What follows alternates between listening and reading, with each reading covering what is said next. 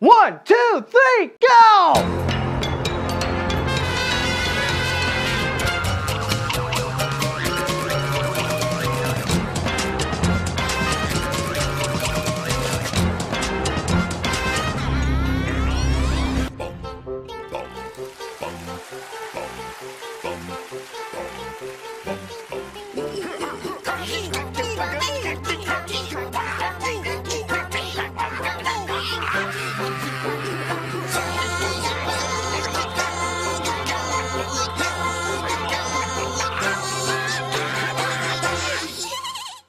Oh, did you think that was it? Trust me, dude. I'm just getting started.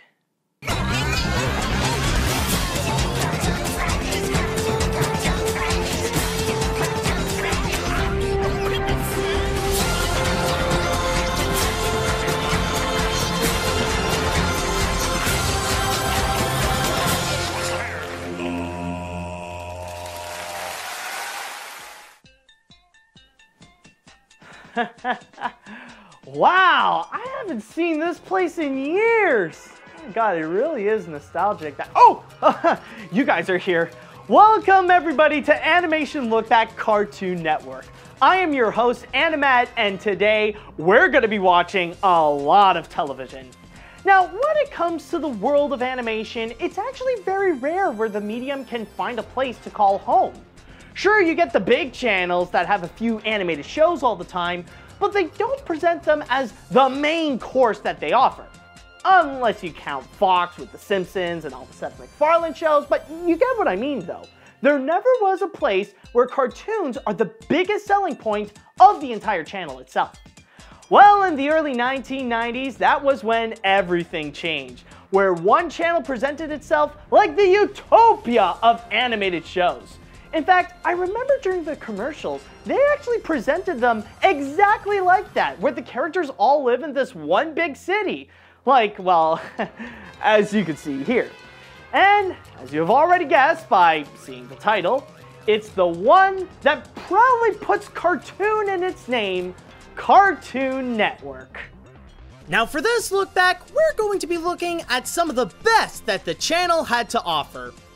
Of course, I'm not going to literally get into every show that aired on the network, but just the ones that were purely made for Cartoon Network by Cartoon Network, along with the story of the channel itself.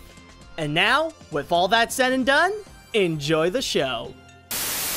Now let's start in the mid-1980s. Media mogul Ted Turner was looking to buy some companies to grow his business, and decided to purchase MGM for $1.5 billion. An investment that would turn out to be a bad idea.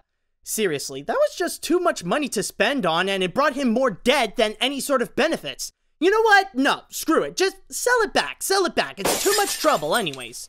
However, Turner didn't sell all of it back. He did manage to keep many of the films and TV shows that were made before 1986, including MGM's lineup of cartoons. Later on, in the early 1990s, Turner's cartoon collection would grow even bigger when he got Popeye, the pre-1948 cartoons of the Looney Tunes and Merry Melodies, and purchasing Hanna-Barbera for $320 million. At that point, Ted had to take all these cartoons and give them a new home. Like what he did when he created CNN as the channel that tells the news 24/7, he wanted to build a channel that's entirely devoted to cartoons. And so, on October 1st, 1992, Turner opened the airs for the first ever channel that presented nothing but animated programming, Cartoon Network. The way that the channel would show these cartoons is by splitting them up into these specialized blocks that would present these tunes in a specific fashion. Like it would start with Tom and Jerry, and then after, it would be Bugs Bunny. Some of the notable blocks include Toonheads, where it presented 3 similar shorts and talk about trivia on them, kinda like, well, what I'm doing now, and High Noon Tunes. While we're watching a whole week of the greatest cowboy duo ever, I'm gonna be holding tryouts for a new sidekick, somebody like Baba Louie. Yeah, someone had to be really drunk to do this on television. I'm not joking either, that is legitimately how they were made. Also, the guys who did this would later make Archer. But But back onto the network, in order to get the name out there, it would constantly advertise on Turner's other channels and to be included on package deals when subscribing to TNT and TBS. The strategy worked out so well that Cartoon Network would later become the 5th most popular channel on the US by the end of 1994. Of course, it began as the home of the classics, but it also put up a lot of recent shows as well that was on Turner's other channels like Two Stupid Dogs, The Real Adventures of Johnny Quest, and SWAT Kats, The Radical Squadron. It wouldn't be until 1993 when it had its first original series with The Moxie Show, which was an anthology series that showed classic cartoons and is hosted by a computer-animated dog and flea. Okay, maybe that doesn't really count, but if you're looking for Cartoon Network's first series that it fully produced, then let's take a look at Space Ghost Coast to Coast. Now, if I may ask you, you guys know who Space Ghost is, right? Superhero that fights crime in outer space, made by Hanna-Barbera in 1966? He was pretty big at the time. However, fast forwarding a few decades later, Space Ghost has retired from superhero work and decided to become a late-night talk show host from outer space, where he would get special live-action guests from Earth and would get a helpful hand from his former enemies Zorak and Moltar. The project began when Ted Turner would ask Mike Lazo, who worked for Ted for several years at TBS, to think up a low-budget animated series geared towards adults. While that's happening, the people at Cartoon Network were thinking of special ways to promote and be creative with a marathon for the original 1966 Hanna-Barbera series, and think of a clever name for it that could rhyme with ghost. This is where Lazo's idea came into fruition. For the sake of saving money, instead of making new animations for the show, why not just recycle some old ones that were on Space Ghost? And, to go that extra mile, the idea could be that Space Ghost himself, along with other characters from the series, is now running a late-night talk show called Space Ghost Coast to Coast. Now, since this is a scripted series and not an actual talk show, the first thing the crew does to work on an episode is to get the interview. At the start, the celebrities thought it would be for something that's just straightforward. But as the popularity of the show would grow later on, they were getting more of an idea of what they were getting themselves into.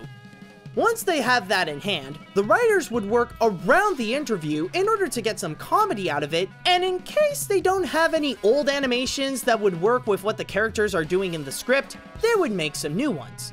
The first episode would air on April 15th, 1994, and would quickly find massive popularity with older audiences. A year after it premiered, Cartoon Network created a spin-off series called Cartoon Planet, where Space Ghost, Zorak, and Brak would host an hour-long block that presented the cartoons that Turner had in his collection. In 2001, Mike Lazo decided to create a new section for Cartoon Network that would be entirely dedicated to animated shows for older teens and adults called Adult Swim, and wanted his show to be the first one on the block.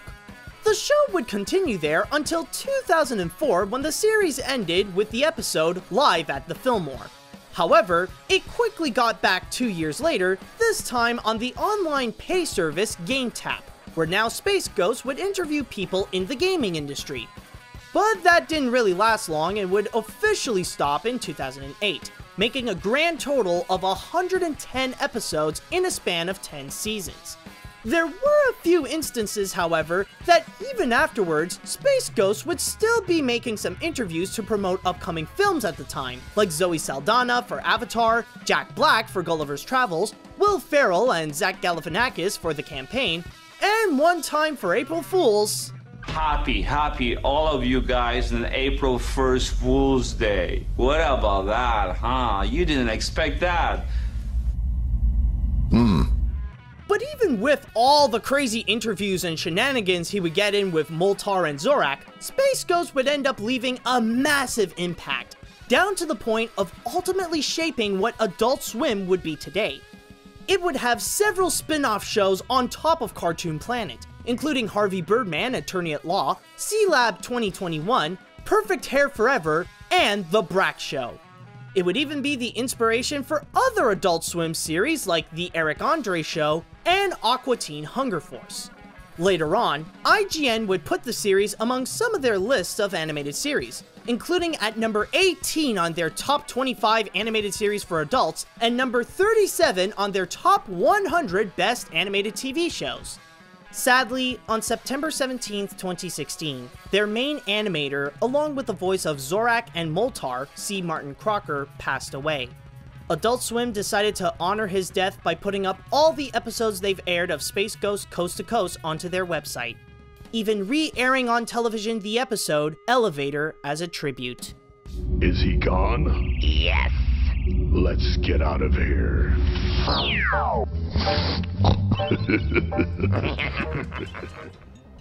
Now, before I continue, I just want to go and clarify a few things.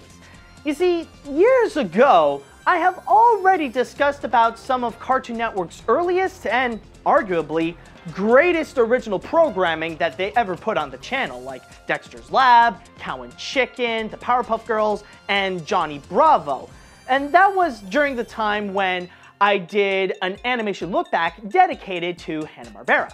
So what I'm pretty much trying to say here is that I'm not going to go repeat myself and talk about these shows again.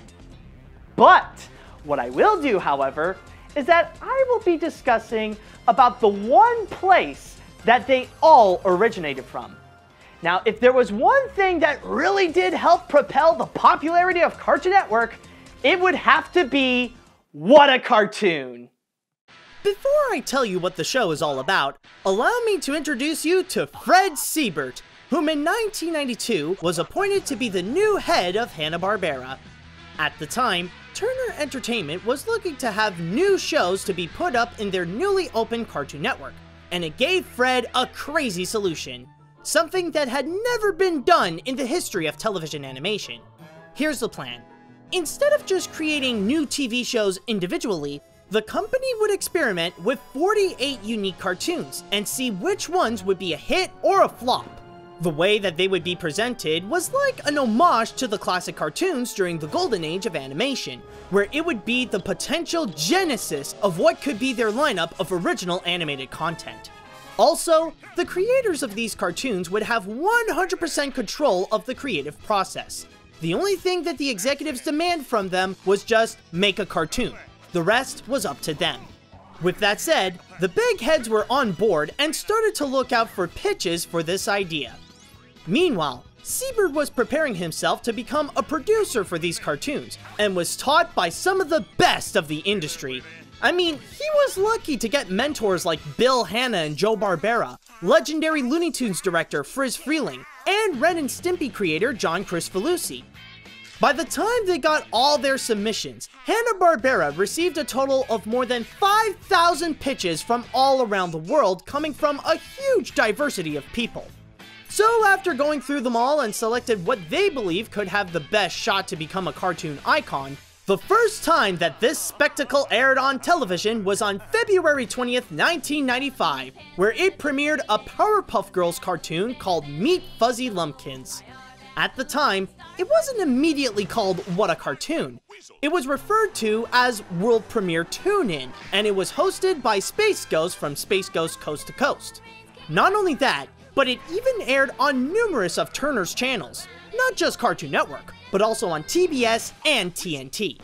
From then on, the show would host cartoons coming from a large pool of talent. Of course, there were a lot of young animators who wanted to give it a shot, like Craig McCracken, Gendy Tartakovsky, Van Partible, Butch Hardman, Rob Renzetti, David Feiss, John R. Dilworth, and Seth MacFarlane. But there were also old veterans involved too, like Bill Hanna, Bruno Bozzetto, and Ralph Bakshi. On a side note, the cartoons Hanna made for the program, Hard Luck Duck and Wind Up Wolf, would be his final works he directed before he passed away in 2001. As you will see, the payoff to What a Cartoon would later build up to the legendary programming that Cartoon Network is still known for to this day. By popular demand from audiences and beloved by the crew at Hanna-Barbera, the first series to ever spun off of What a Cartoon was Dexter's Laboratory on April 1996. The shows that would follow afterwards include Johnny Bravo, Cow and Chicken, I Am Weasel, the Powerpuff Girls, and Courage the Cowardly Dog. There was even one cartoon, Larry and Steve, that didn't get picked up by Cartoon Network, but would later be discovered by Fox and turned into one of the biggest animated sitcoms, Family Guy. The show would continue airing the cartoons until November 28, 1997, with the last of the 48 presented with the Malcolm and Melvin cartoon, Babe, He Calls Me by Ralph Bakshi. However, this would be far from the end of Siebert's idea of hosting new cartoons with the potential to be big. A short revival appeared twice in 1998 and once in 1999. But it wouldn't be until from 2000 to 2002 when it would fully come back as the Cartoon Show, which would then bring more Cartoon Network series to life like Mike, Lou and Og, Grim and Evil, Whatever Happened to Robot Jones, Sheep in the Big City, Codename Kids Next Door, and Megas XLR. Between 2005 and 2008, the Cartoon Show returned once again, but only as a block to present the shows that originated from What a Cartoon, and later included some of their recent works at the time like Foster's Home for Imaginary Friends and Camp Lazlo. As for the creator of all this, Fred Siebert, he would later quit Hanna-Barbera in 1996, and would still find new talent at both Nickelodeon and his own company, Frederator Studios. Some of the most notable works he would find after What a Cartoon include The Fairly Odd Parents, My Life as a Teenage Robot, Adventure Time, and Bravest Warriors. Even after all these years, Fred will always be known to initiate the never-ending adventure of finding the next big thing in television animation. Okay, so now that the channel is officially open for business and that they filled it with some original content, I think it's safe to say that it is at this point that Turner has officially planted its seed. Now, the only thing we have to do is just wait for it to grow, along with giving it some good nutrients at the same time. But I will say, however, sometimes you never know how big these plants can grow. On September 1995, Turner Broadcasting would merge with Time Warner for $7.5 billion. Animation-wise, this means that Cartoon Network now owns all the Warner Brothers cartoons from both Looney Tunes and Merrie Melodies.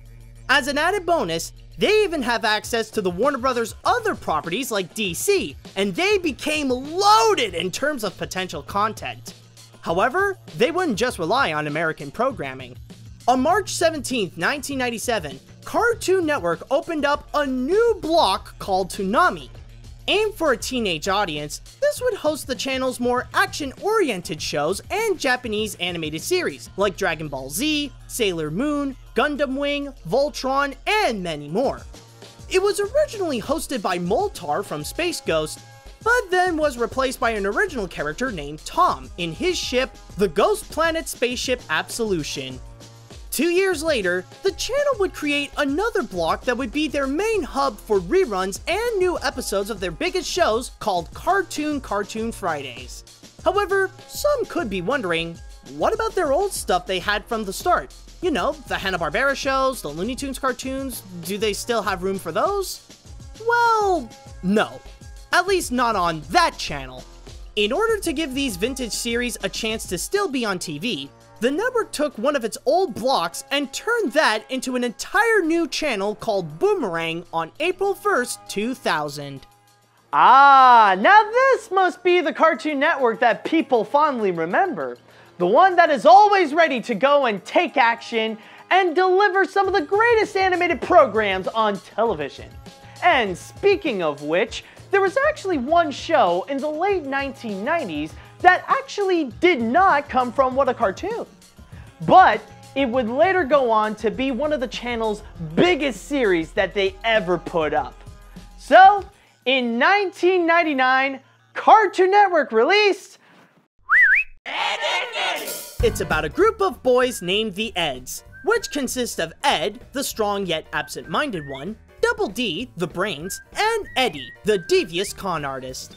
Together, they always find crazy plans to get money from the kids of the cul-de-sac so they could go buy those legendary jawbreakers. However, it would be best to not expect things going their way. Now, if you knew Danny Antonucci before the show, he would probably be the last guy you'd expect creating a kids show.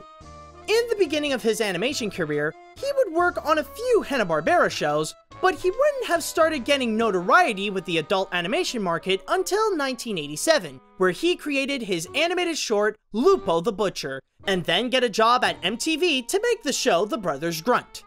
It wouldn't be until he was dared by someone to create an animated series for kids. But now Danny would have to figure out what it would be. So after drawing these random characters for a commercial, he felt rather pleased with what he did and decided to call them Ed, Ed, and Eddy. After spending some time developing the entire show around them, he sent a concept sheet all in one paper to both Cartoon Network and Nickelodeon. They both loved it and wanted full creative control, but Cartoon Network later decided it was okay to let Antonucci be in charge. So a deal was made and the full production of the show began in 1997. When creating the characters, Danny took inspiration from the people he knew growing up. For the Eds, their personalities were taken from himself and his sons, while the rest of the kids of the cul-de-sac were inspired by his friends and family.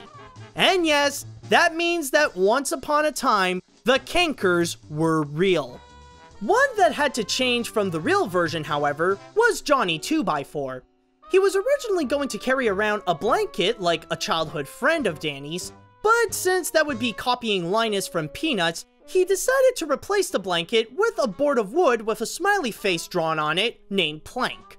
Admittedly, Plank's wide range of expressions did prove to be very difficult for the artist. I mean, it did take some real draftsmanship to do justice on the model sheet. Also, fans who have watched the show may notice that no adults ever appeared entirely on the show. The only time that it ever happened was in Ed, Ed and Eddy's Big Picture Show, when Eddie's older brother made an appearance. Interestingly enough, the girls who would work on the voices are the only ones who would play two parts, where one of them is each a Canker sister. The guys would have to stick with just one. For example, Janice Jode, who played Lee, also was the voice of Sarah. Come out wherever you are! It's time for dinner! Mom said get moving! Erin Fitzgerald and Jen Forgey for Season 3 played the parts of both May and Naz. These lips were made for snacking!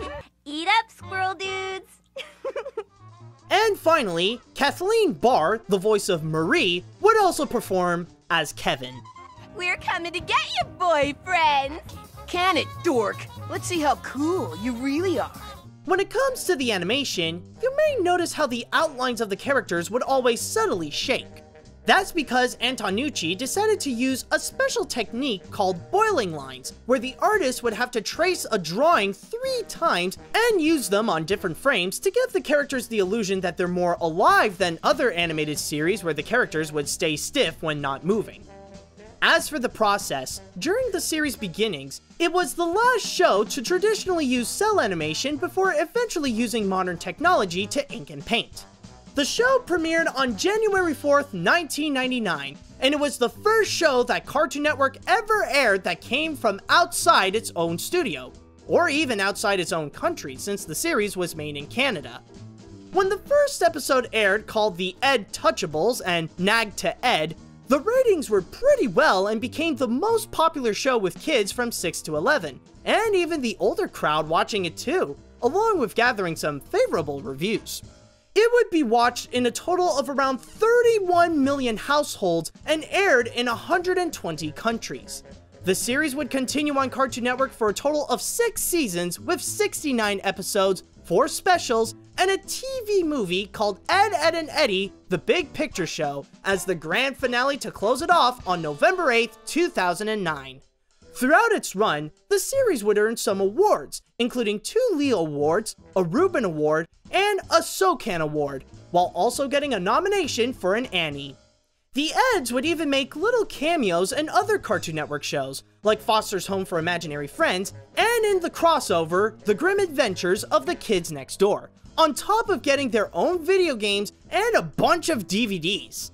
As of 2017, not only did it remain as Cartoon Network's longest running original show, but it also earned the spot of the second longest running animated series made in Canada behind Total Drama. Most importantly though, the Eds will forever have their place as one of the most successful shows in the channel's history.